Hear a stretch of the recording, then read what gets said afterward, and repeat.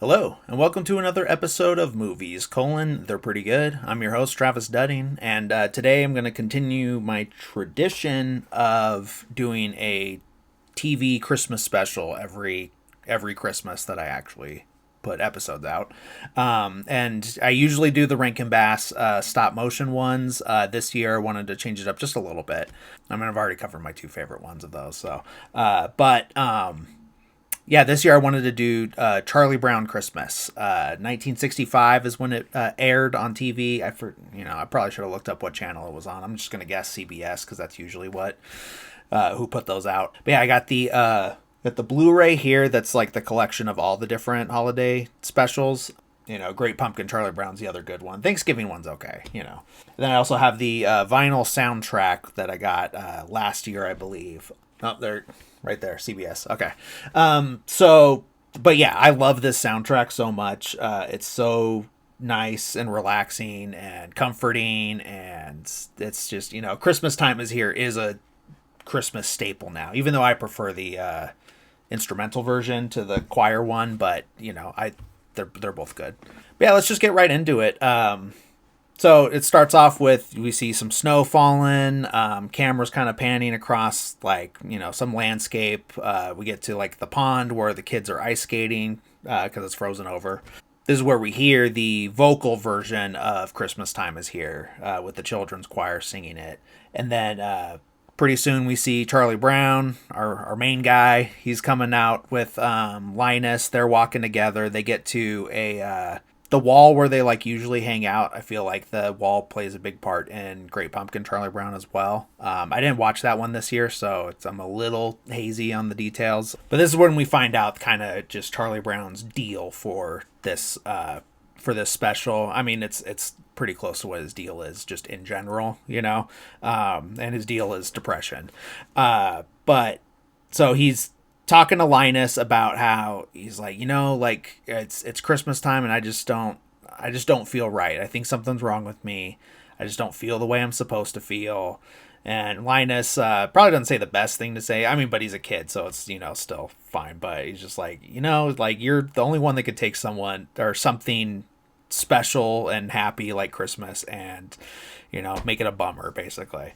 And I think this is where we get our title card. Scene changes after that to Charlie Brown checking his mail.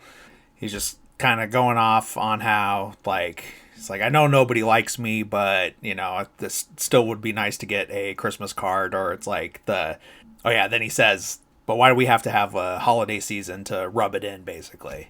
So he starts walking, he runs into Violet, and he's sarcastically, he's oh, well, thanks for the Christmas card. And she's I didn't get you a Christmas card. And he's yeah, I know, he's trying to guilt her and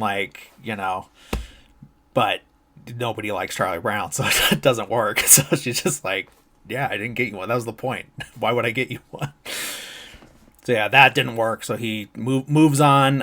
He comes across Pigpen, who's building a snowman, and it's all dirty. It's visibly dirty snowman. It's because Pigpen's dirty, and I don't know. I'm guessing is he just supposed to be poor? I'm not sure. I mean, but not necessarily, because sometimes there's always a stinky kid. I'm an adult. There's still a stinky kid, there's just, sometimes someone just comes and sits next to you and you're have you even heard of a shower? But, but with Pigpen, he's always got the cloud of dust, surrounding him, and, the snow man looks like it was made out of the snow on the side of the road that after the plows come through, and it's just all asphalt mixed in with snow. That's what his snowman looks like. It was made with that snow. So then we see a bunch of the kids. They're trying to knock. They're making snowballs. They're trying to knock this tin can off of the fence, and they keep missing. And then here comes Linus. He puts a snowball in his blanket. And he just kind of, knocks it down right away, and just kind of stands there yeah, I did that. So then Charlie Brown comes up and he wants some psychiatric advice from Lucy, because that's kind of her thing. Even though she's mean to everybody, but she still wants to run this booth and like try to help them and whatnot. So she goes and sets up. Charlie Brown sits down, and he's, you know, telling her his woes about Christmas and how he, you know, he just doesn't feel right, and he knows he's supposed to be happy, and it's just not hitting this year or any year. And, you know, she's not helpful. She's just like asking him like, oh, like, do you have, you know, are you afraid of this? Do you have this? You know, basically like a kid that just learned about phobias and is just like listing all of the ones that she heard, you know, and none of those are like really his thing until she gets to like, I forget what it's called, but it's the fear of everything. And he's like, that's it, you know, and she's like, all right, well, so I think you just need to get involved, you know, the involvement's going to be the cure to this. So I think you should direct the Christmas play. And I think that's the one like good advice that she does give. So it's not like completely like not helpful, but you know. So he walks off. He comes across Snoopy, who is pulling out all these boxes of Christmas decorations, and he's putting them on his doghouse. He's setting up. Charlie Brown's like, what are you doing? And he's like, oh man, even my dog's gone commercial. And he finds the advertisement basically saying that there's a contest for the best Christmas lights, and you know, so Snoopy's trying to win. So then he moves on from there. Sally, his sister, comes up to him and is like, hey, I need help writing my letter to Santa. You know, I'll tell you what to say and you just have to write, you know, because she's really little, so she just doesn't know how to write, basically. And so she starts dictating to him and he's writing it down.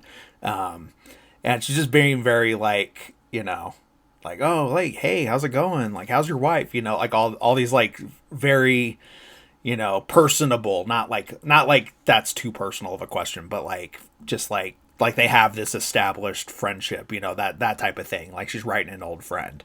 And then she finally just gets to like what she actually wants and everything like that.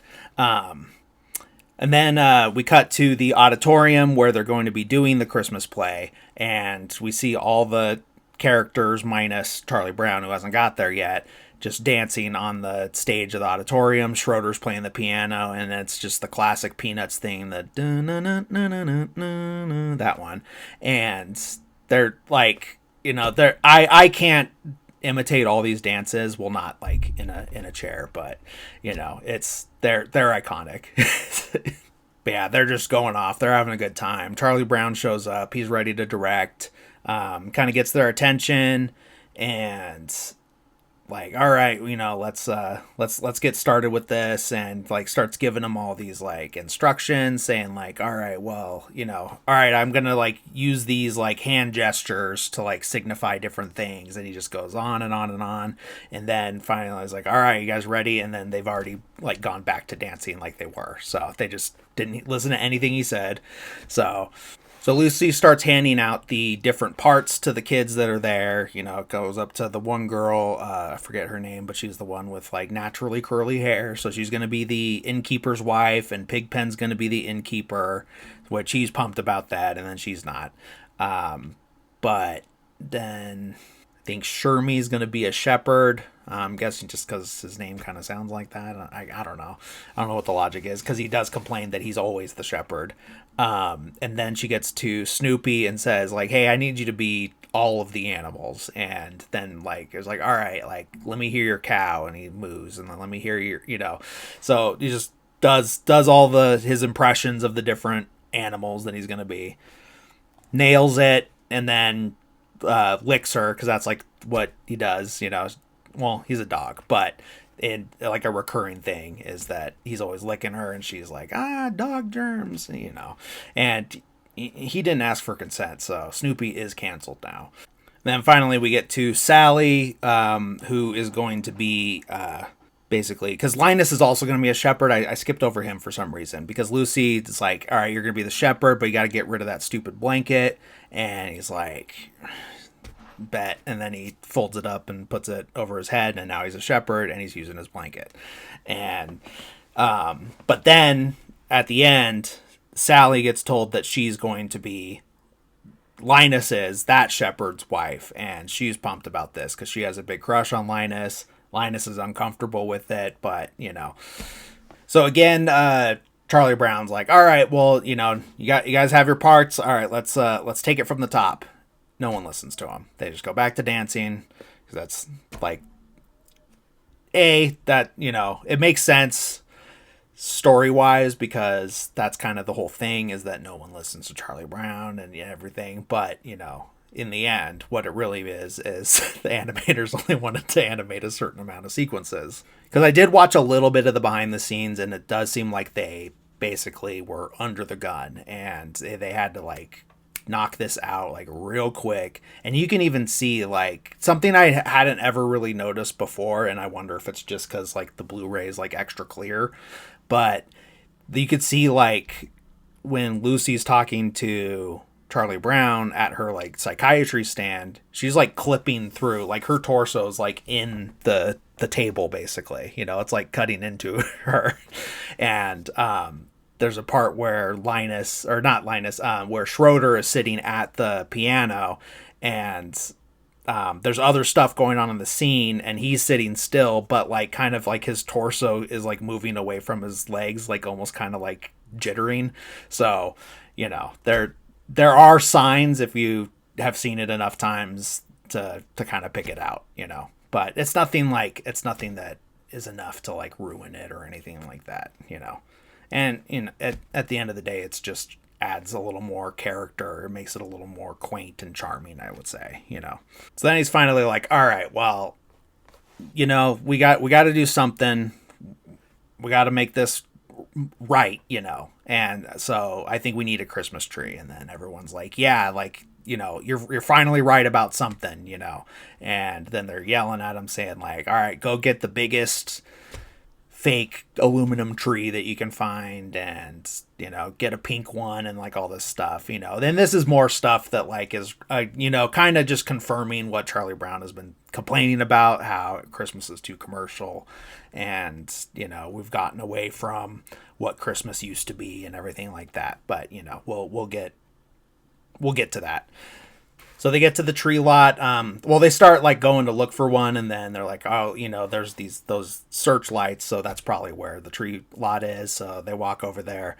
For sure, they're all these aluminum trees. Like he like knocks on the one, and it's like a hollow, like dung dung, that type of sound, and they're all like pink and purple and all these like different, now they're not really considered Christmassy colors, but they're not traditionally Christmassy colors. It's the red and green. That's the classics. So they're looking through the lot, and then Charlie Brown's obviously not having any of those, and then he gets to like, hey, look at that one, and then it's just this like little scrawny trees, basically like a twig, and with like little tufts of pine needles coming off of it, and he's like, I kind of like this one. And Linus is like, I didn't even know they made wooden trees anymore. And they're like, I think it just needs, a little love, and it can be, a decent tree. Like it needs a home, basically.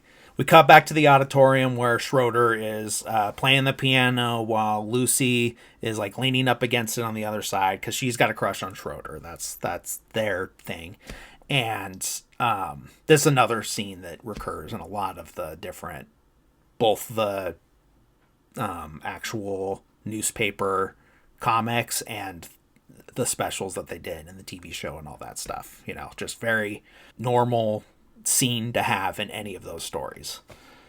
So yeah, he's playing the piano, but he's playing like Fur Elise by Beethoven, and Lucy's like why are you playing that? Like, what about some Christmas music? What about Jingle Bells? And he starts playing Jingle Bells, but playing it all like nice and fancy, and she's like, no, that's not it. And then no, Jingle Bells, Santa, ho ho ho, and then he plays again, but I don't know if he has like a setting on his piano, and he changes it to like organ music, and then plays it again, and in like that church organ style, and she's like, no, that's not it. You don't even know what I'm talking about. And then just keeps trying to describe Jingle Bells, even though that's what he's playing. And then he finally is just like fed up and just hit that like last key, like the ding ding ding. It doesn't even like sound like music anymore, and just does it. And then she's like, yeah, that's it. And then he like, because she yells so loud that he like does like a bunch of flips backwards and stuff. And then so then Charlie Brown and Linus get back with the tree, and of course everyone's mad at him. They're like, "What? Why would you get that? Like it's barely a tree. It's scrawny. We told you to get a big aluminum one, and well, who's gonna pay for that?"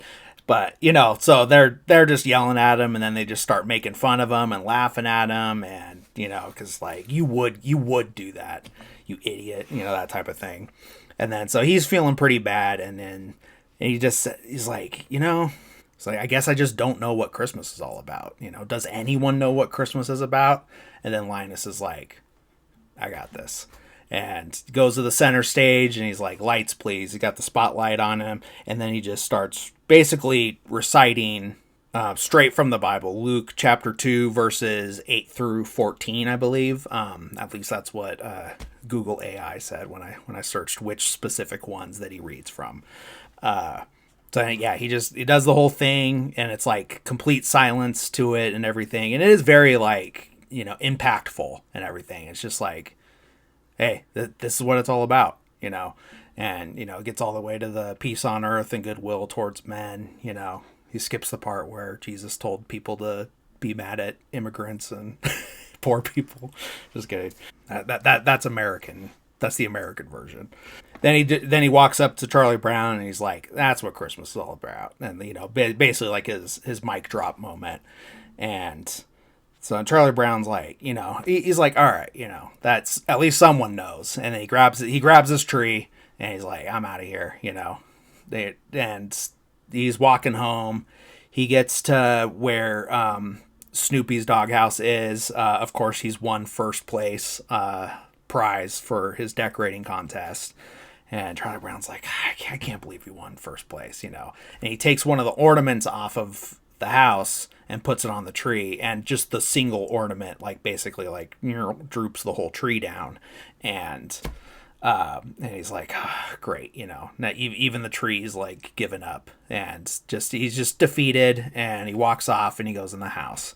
And then the rest of the gang kind of shows up, because most of them, except for Linus, because Linus wasn't mean to him, but everyone's like feeling a little guilty about like how things went down. And he's like, and then they get there, they catch up to the tree. Charlie Brown's already like left, but they catch up to the tree, and they're like, like it really isn't that bad of a tree. I think it just needs a little love. And then they agree to like pitch in to like decorate it. I love the animation of them. They just like, they crowd around the house, and then it's just like a cloud of, commotion. And then you just see their hands like that. And then all the decorations are gone.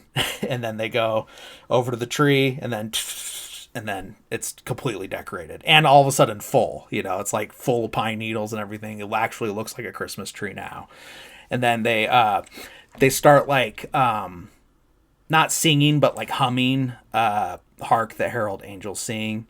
And then I like this part too, because it is just like all their heads go up at the same time, and you just see like little circles for their mouth, like, ooh, another just like fun animation. But that time they're like all doing it at the same time, as opposed to like all the different types of dancing that they were doing before. So then Charlie Brown comes out because he hears them singing, and he's like, hey, what's going on here? And then they all yell like, Merry Christmas, Charlie Brown. And then they actually like sing Hark the Herald Angels Sing together, and including Charlie Brown. And then they just all sing together as it, goes off to credits, and then they just sing through the credits. So yeah, it's a nice, very simple, short, straight to the point. I honestly forgot that it was that short, like, because in your head, you're just like, oh yeah, so much happens. And then you watch it and you're like, well, I'm also much older now. So it doesn't, things go a little faster now than when you're like a little kid. And also you don't have to sit through the commercials now. So, but yeah, it's such a cute short. It's so nice. It is. I'd say it's about tied with Great Pumpkin. They're both extremely iconic. There's just nothing. I just don't think there's anything that doesn't age well or anything like that.